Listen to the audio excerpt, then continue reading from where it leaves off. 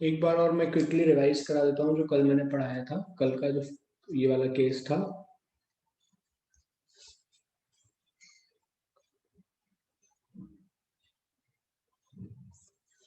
तो मैंने पढ़ाया था वर्क डन बाय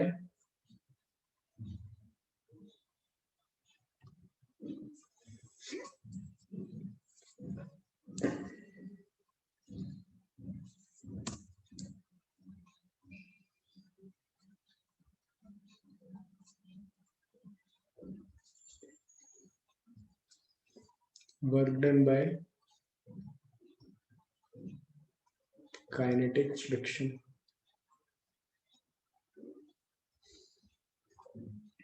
ठीक है, और work done by kinetic friction की अगर बात करें तो ये रही हमारी एक रोड, ये ग्राउंड है, ग्राउंड के ऊपर एक बॉक्स रखा हुआ है और इस पे कि एफ फोर्स लग रहा है जो कि मोशन कर रहा है। ठीक है,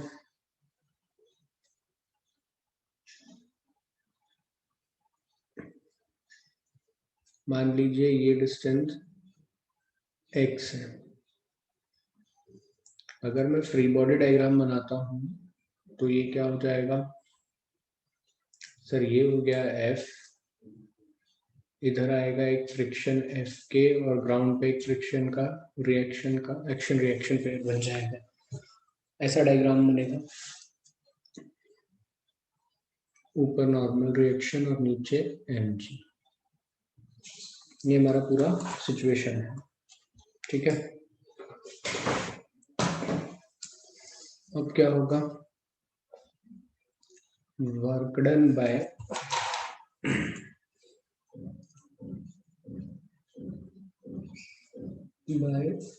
फ्रिक्शन फोर्स।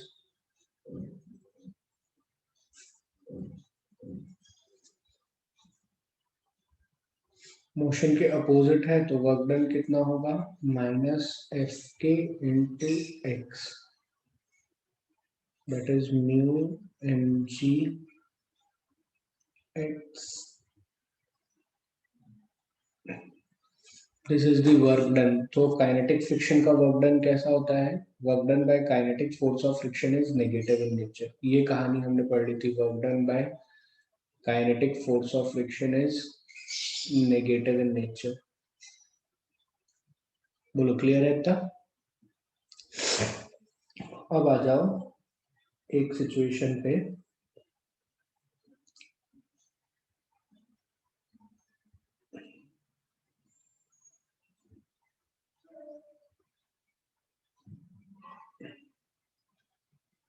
ये एक ब्लॉक है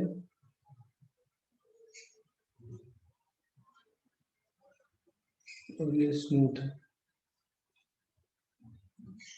और ये अनदर ब्लॉक है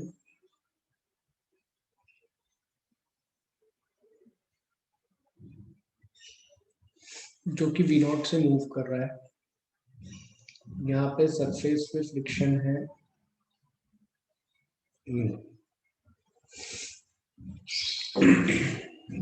ठीक है, ये ग्राउंड पर रखा हुआ है।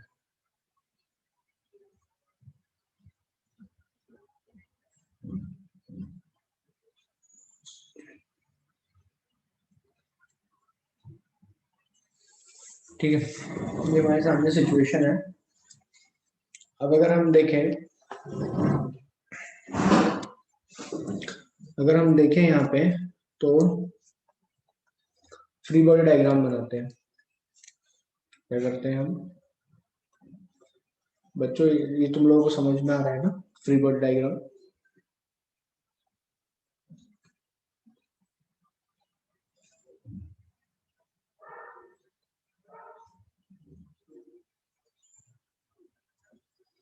सर ये बॉक्स आगे जा रहा है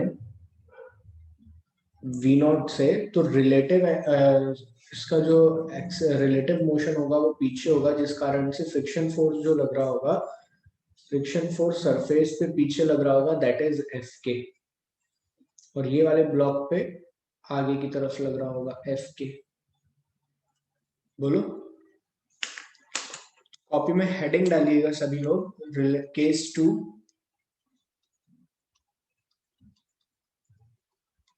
case two, relative motion on sorry, work done by kinetic friction on a moving body. Copy में हेडिंग डालिएगा work done by kinetic friction on a moving body.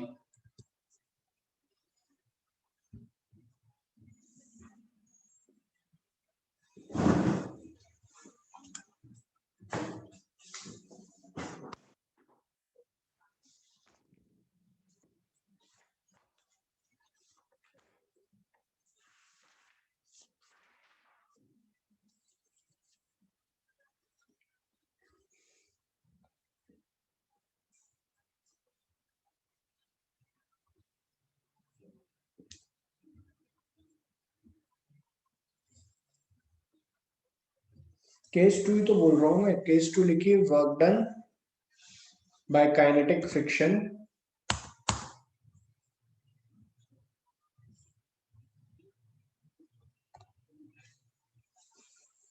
work done by kinetic friction on moving surfaces या moving body.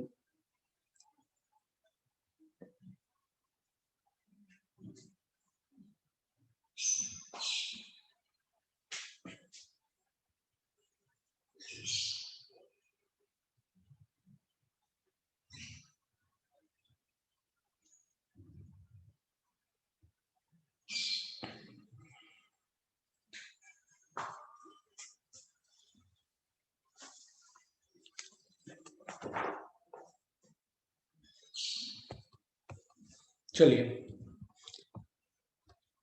यार देखो, मैं ना class बहुत पहले ही start करता हूँ तो रिवाइज करवा देता हूँ. उसके बाद है ना आप लोग ऐसा मत बोला करो बेटा कि पुराना बता दो, ये कर दो, पूरा रिपीट कर दो. क्लास चल रही है, अपन कोई थोड़ी पढ़ रहे हैं.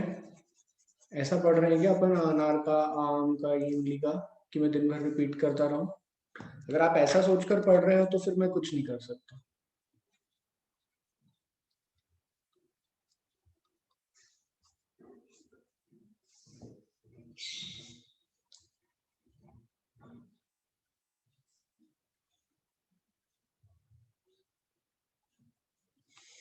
अब मैं मान लीजिए ये दोनों डब्बे अलग अलग मूव कर रहे थे.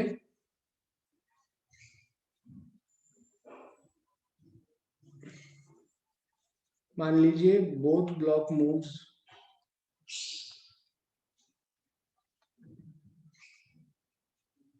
सेपरेटली. अब सेपरेटली का मतलब क्या होता है? दोनों ने अलग अलग डिस्टेंस ट्रेवल किया. ये चला होगा x1, हम मान लेते हैं. ये कितना चला? x1. और ये कितना चला? x2. क्लियर है? यहां तक सभी को क्लियर है? तो मैं लिखता हूं ये है कैपिटल M और ये है स्मॉल m. यहां लिख लेना, ये है कैपिटल M और ये है स्मॉल m. अब मैं यहाँ पे लिखता हूँ वर्क डन. ध्यान से देखना जो मैं लिख रहा हूँ और जवाब देना आप लोग.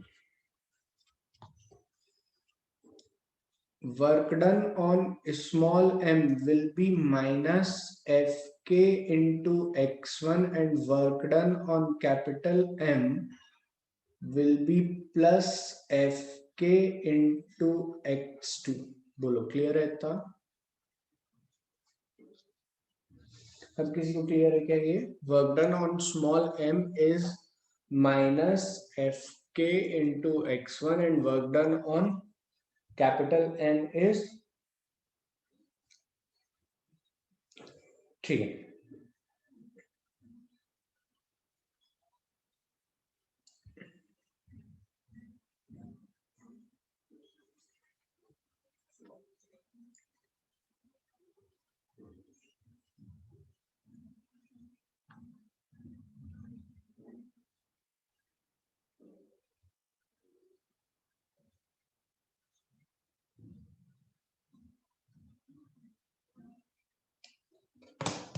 अभी अपन cos थीटा पर, cos थीटा क्यों लगेगा बेटा? कुछ भी बात कर रहे हो. अब अगर मैं यहाँ पे नेट वर्क डन लिखना चाहूं तो नेट वर्क डन या टोटल वर्क डन जिसको कहते हैं, टोटल वर्क डन क्या होगा? माइनस बाय फ्रिक्शन ही लिख रहा हूं मैं. F x one, F S क्यों आएगा? एफ के एक्स वन प्लस एफ के एक्स टू. यहाँ से अगर मैं माइनस एफ के कॉमन ले लेता हूं तो it will be x1 minus x2। Clear है क्या ये बात? यहाँ से क्या हो जाएगा माइनस म्यू, चलो अच्छा है तो छोड़ो म्यू को तो, चलो ऐसा हो जाएगा क्या, हाँ या ना बोलो। तो यहां से हम क्या देखते हैं,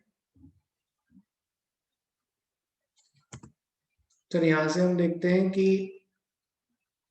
काइनेटिक फ्रिक्शन के द्वारा जो वर्क डन होता है, net work done by kinetic friction is always negative.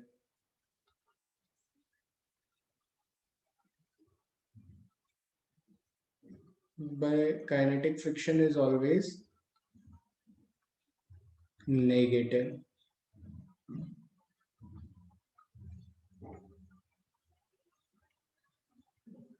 देखो बाहर ऑलरेडी एक नेगेटिव साइन आ रहा है ना।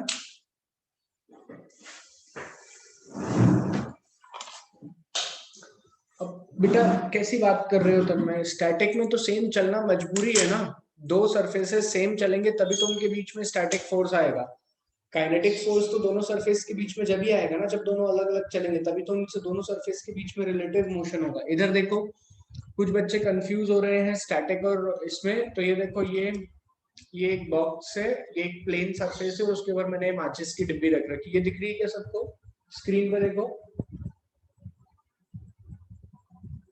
अब अगर ये एक साथ चल रहे हैं ऐसे, या ऐसे चल रहे हैं एक साथ, तो ये दोनों सरफेस सेम, ये दोनों बॉडी सेम डिस्टेंस ट्रेवल कर रही हैं, तो इनके बीच में स्टैटिक फोर्स लगेगा, क्योंकि ये यहाँ पे जो कांटेक्ट सरफेस है, ये कांटेक्ट सरफेस रेस्ट पे, मतलब ये कांटेक्ट सरफेस के बीच में कोई रिलेटिव मोशन नहीं हो रहा। लेकिन अगर कांटेक्ट सरफेस के बीच में रिलेटिव मोशन हो जाए तो दोनों अलग अलग मूव करे होंगे ना, ये आगे ये पीछे, ये कुछ मूव करी होगी तभी, और अगर रिलेटिव मोशन होगा तभी तो काइनेटिक फ्रिक्शन आएगा।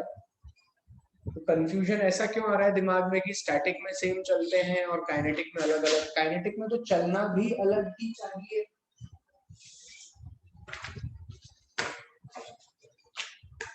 क्लियर है? ओके, लिखिए इतना बेटा सभी लोग, फिर क्वेश्चन करेंगे आज हम।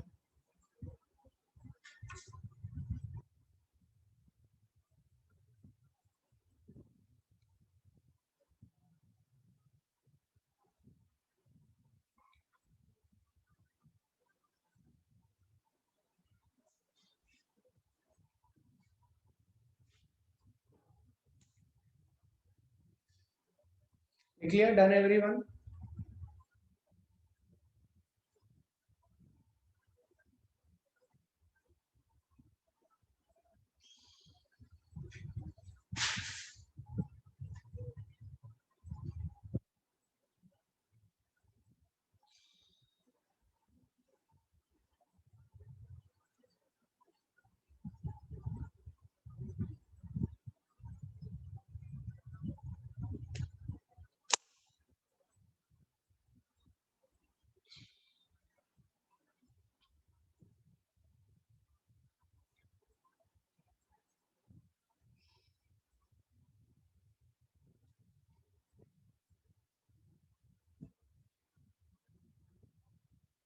हेडिंग है वर्क डन बाय,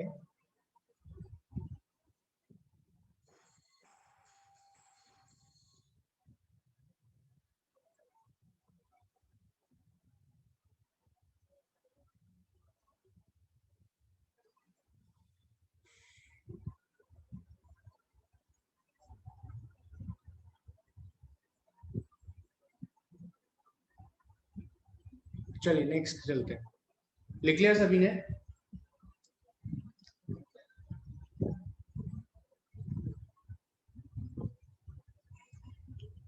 जवाब दो यार, लिख लिया?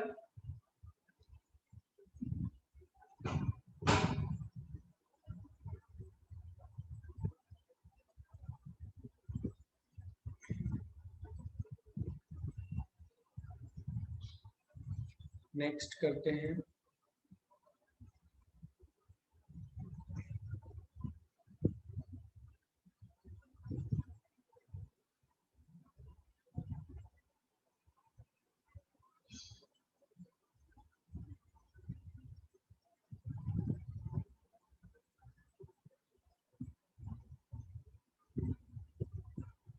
Work done bye spring force. क्या पढ़ने जा रहे हैं? Work done bye spring force. देखो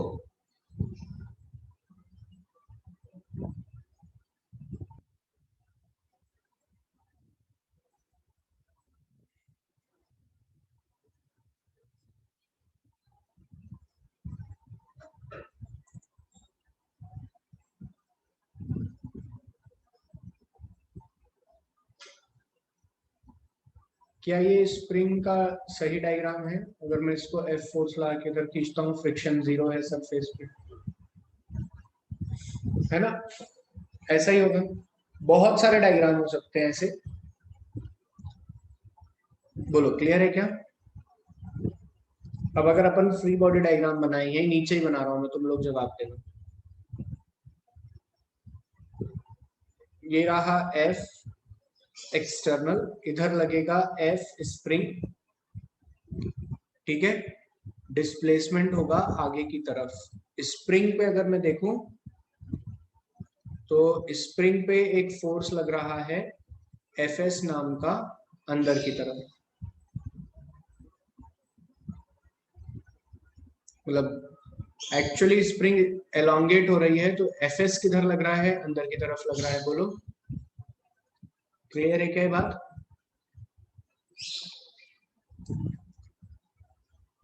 हम यहां से लिखते हैं whenever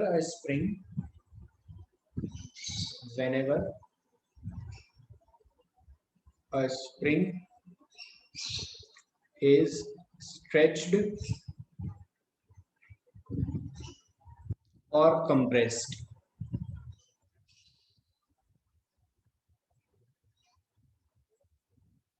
the spring force always restore the natural length।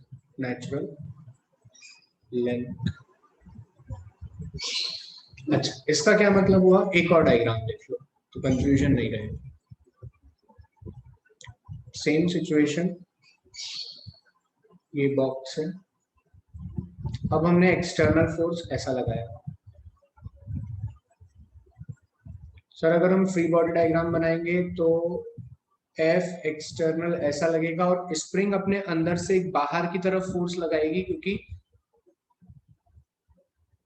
Spring अपने अंदर एक बाहर की तरफ फोर्स लगाएगी क्योंकि उसको अपनी ओरिजिनल लेंथ पर आना है। बोलो ना यार, दोनों डायग्राम क्लियर है क्या?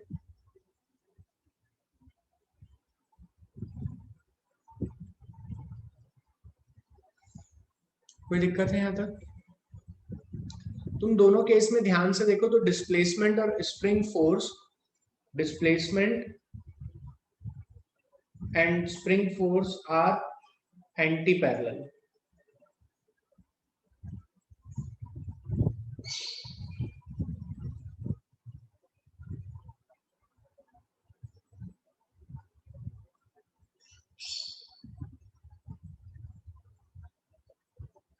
क्लियर हुआ क्या? अरे बेटा इधर देख संजीवनी, जल्दी से। तूने एक्सटर्नल फोर्स, तू एक डब्बे को पकड़ के बाहर की तरफ खींच रही है, स्प्रिंग किधर खींचेगी इस डब्बे को? ठीक है, अच्छा डब्बा तो आगे जाएगा क्योंकि तू उसको खींच रही थी, स्मूथ सरफेस था, तो डब्बा मान ले एक्स आगे आ गया। कितना आगे आ गया? एक्स।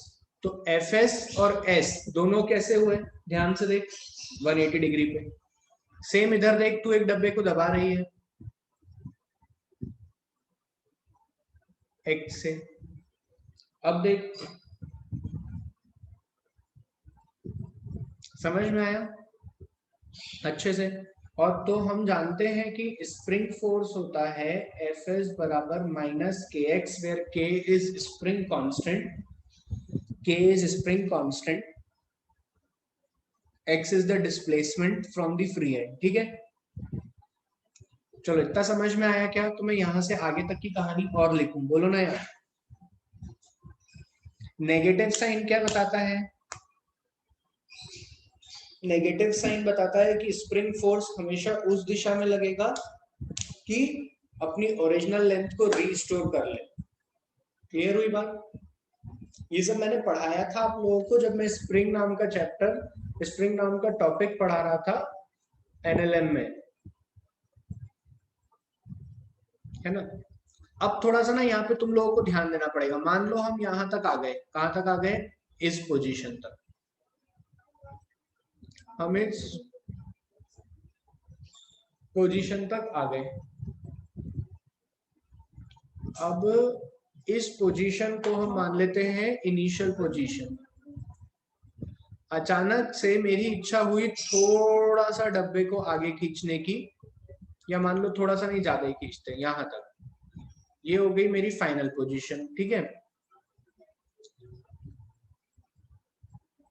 तो अगर मैं कहूं कि मैं पहले थोड़ा सा खींचा था dx डिस्टेंस, कितना खींचा था dx, तो मैं वर्क डन dw लिखूंगा। अच्छा, एक और बात, अब तुम लोगों को सारे जवाब तुम ही को देना है। यहाँ पे स्प्रिंग x इनिशियल पोजीशन से x फाइनल पोजीशन तक जाएगी। क्या करेगी स्प्रिंग? स्प्रिंग इनिशियल से x फाइनल पोजीशन तक जाएगी। तो वर्क डन किस नेचर का है, फोर्स किस नेचर का है? कांस्टेंट फोर्स है x इनिशियल से x फाइनल के बीच, या वेरिएबल फोर्स है? सब बच्चे जवाब दो। क्या करा अपन ने एक इनिशियल पॉइंट मान लिया, वहां से अपन खींच के ले जा रहे हैं स्प्रिंग को x फाइनल तक। तो स्प्रिंग जो रीस्टोरिंग फोर्स लगा रही है Fs, वो वेरिएबल है या कांस्टेंट?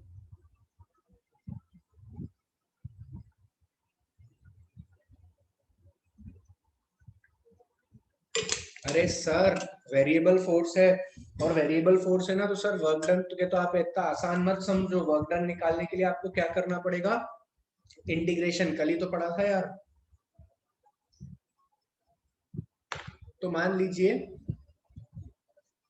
मैं ये dx डिस्टेंस चला होऊंगा शुरुआत में, तो छोटा सा वर्क डन किया मैंने dw, वो कितना होगा? fs into ds minus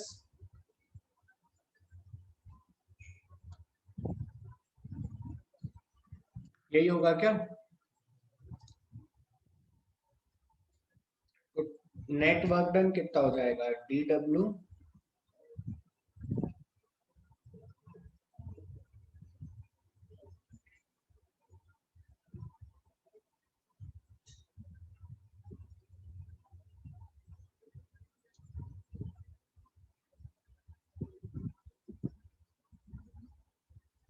x initial से x फाइनल तक, माइनस के बाई 2 x फाइनल का स्क्वायर माइनस x इनिशियल का स्क्वायर के, यही आएगा इंटीग्रेशन। देखो यार ध्यान से,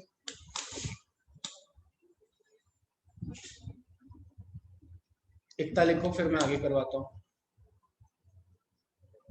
इतना लिखो, डायग्राम बनाओ, दोनों डायग्राम बनाना, कंप्रेशन वाला भी।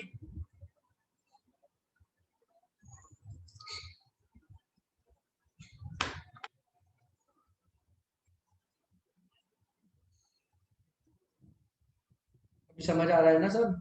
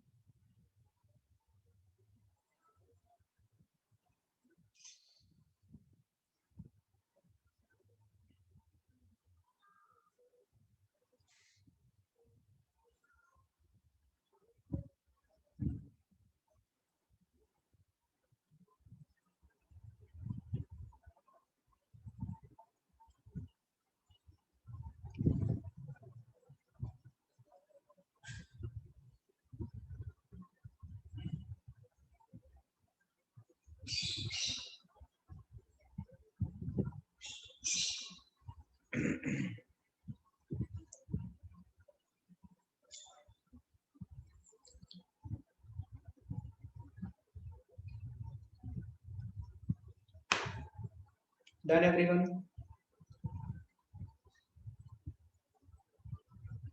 ईशान, कैसे वेरिएबल नहीं होगा, तुम पहले ये प्रूफ करके बताओ मेरे को। स्प्रिंग फोर्स का फॉर्मूला mg आता है क्या? स्प्रिंग फोर्स के फॉर्मूले में मास आता है क्या? नहीं ना। अगर स्प्रिंग फोर्स के फॉर्मूले में मास नहीं आता तो कांस्टेंट नहीं है, स्प्रिंग फोर्स के फॉर्मूले में एक्स आता है बेटा। और x आने का मतलब ये होता है कि आपकी x की अलग अलग वैल्यू के लिए fs की अलग अलग वैल्यू आएगी। तो x इनिशियल से x फाइनल तक का बेटा तेरा x तो बदल ही रहा है ना। देख तन्मय, ये हो गया fs minus K X dw is equals to fs dot dx। ये हमारा वर्क डन का फॉर्मूला होता है, कल पढ़ा था हमने। और हम जानते हैं कि जब हमें वेरिएबल फोर्सेस का वर्क डन निकालना होता है तो इंटीग्रेट करना होता है। तो इंटीग्रेट करा तो के एक्स डी एक्स का इंटीग्रेशन एक्स स्क्वायर बाई 2 होगा। फिर एक बार अपर लिमिट डाल, एक बार लोअर लिमिट डाल दे। चलिए लिख लिया सभी ने।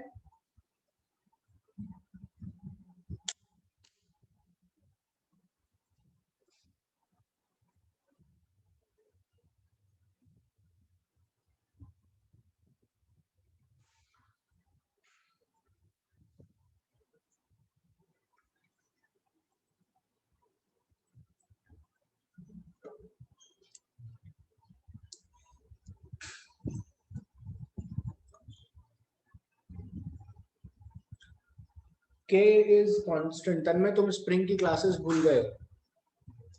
के को स्प्रिंग कांस्टेंट बोलते हैं।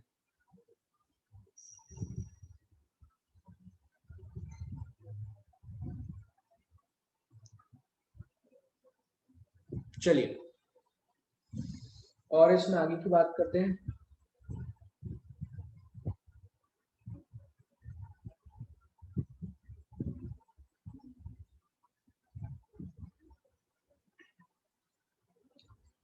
तो कांस्टेंट की कंडीशन होती है शायद। नोट,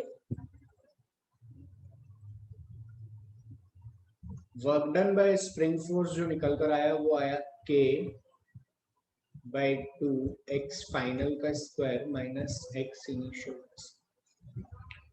पहला नोट तो ये कि if x final is greater than x initial, तो वर्क डन बाय स्प्रिंग कैसा होगा?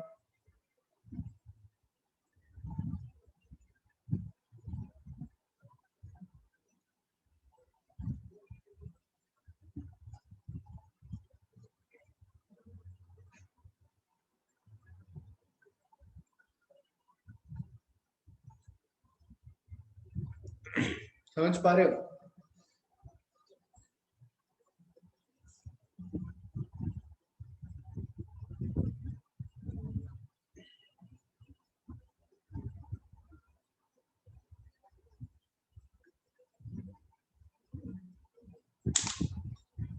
क्लियर है था?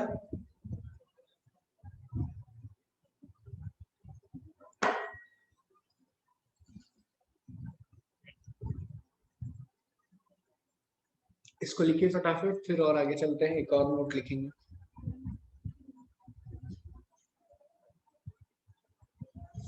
एक बात यहां से देखो, अगर तुम लोग इधर देखो, सब लोग, सभी लोग इधर देखो, एक बात यहां से समझ में आती है। क्या समझ में आती है कि यदि स्प्रिंग अपनी नेचुरल लेंथ से कहीं दूर थी इनिशियली और लेकर भी कहीं दूर गए एक्स फाइनल तक, तो work done can be positive, negative और जीरो बाय स्प्रिंग फोर्स। इधर देखो, क्या ये स्प्रिंग की नेचुरल लेंथ थी? बोलो, यहां देखो, क्या ये स्प्रिंग की नेचुरल लेंथ है?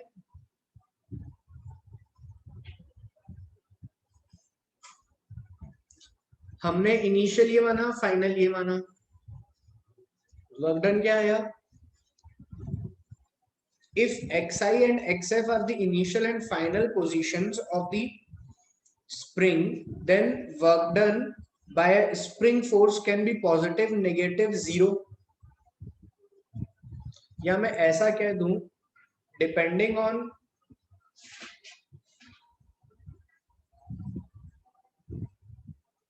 initial and final situation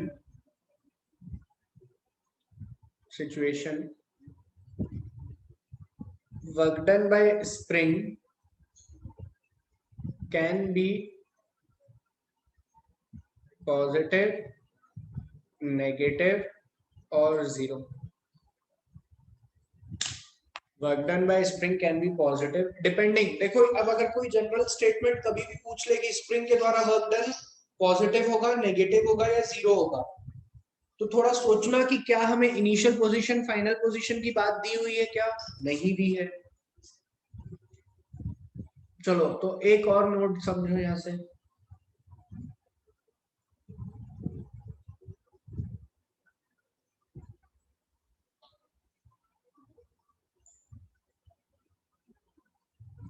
x final का स्क्वायर, ये हमारी सिचुएशन है, ये हमारा स्प्रिंग फोर्स निकल कर आया है ना। अब मान लीजिए ये आपने स्प्रिंग ऐसी लगा रखी है, ये आपका सिस्टम है।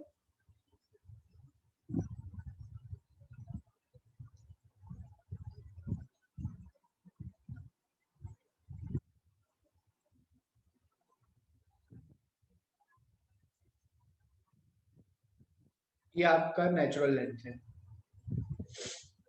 अब आपने यहीं से फोर्स लगाया और यहां तक के लिए कैलकुलेट किया x final.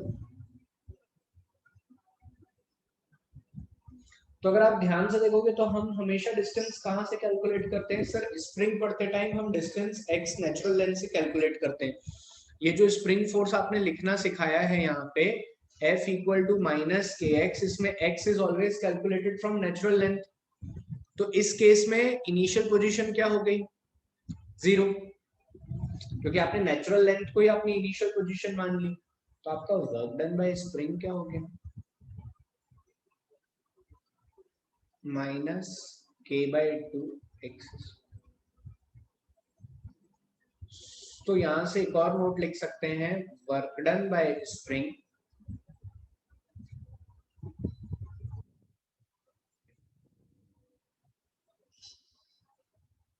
is negative if the work done by spring force is negative if calculations are made, if calculation are made from calculation are made from natural length। Clear है इतना, समझ गए क्या इतना।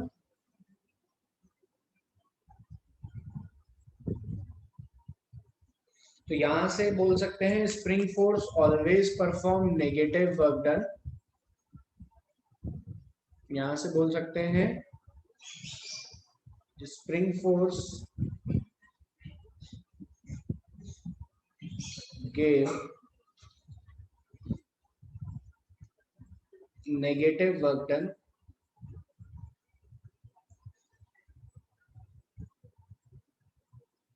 from if calculated from natural length।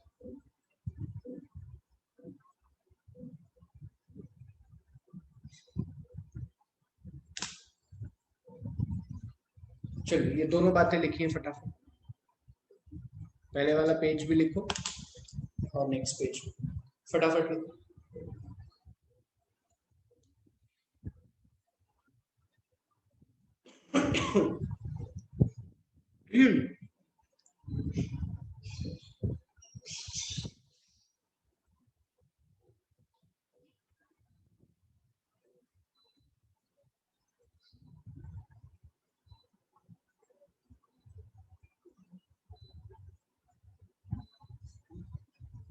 हो गया बेटा,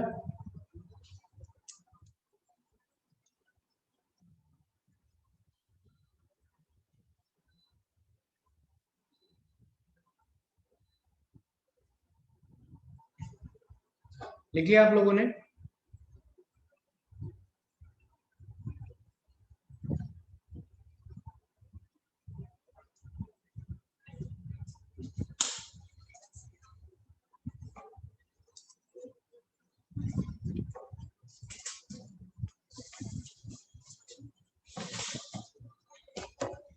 module का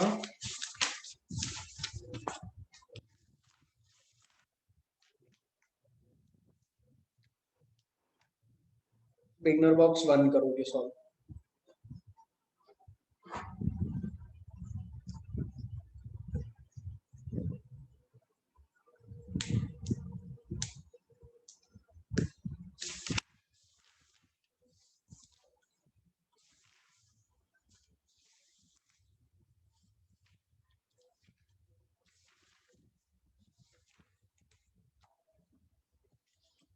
चलिए मॉड्यूल का बिगनर बॉक्स 1